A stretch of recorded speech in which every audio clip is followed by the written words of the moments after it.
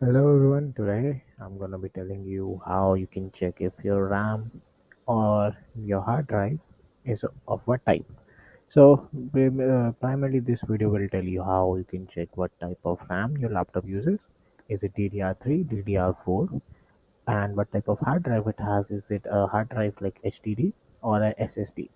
So very easy. Let's start with just going to your taskbar and right clicking on it, and we need to open a task manager. We open Task Manager by clicking on our taskbar and then right clicking on it.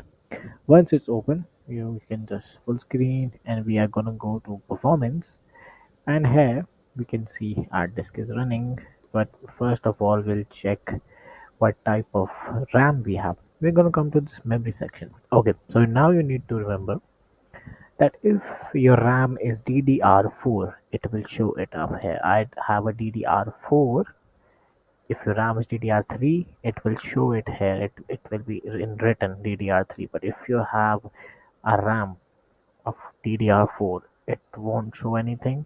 The only indication of checking if your RAM is DDR4 is also from checking the speed hertz.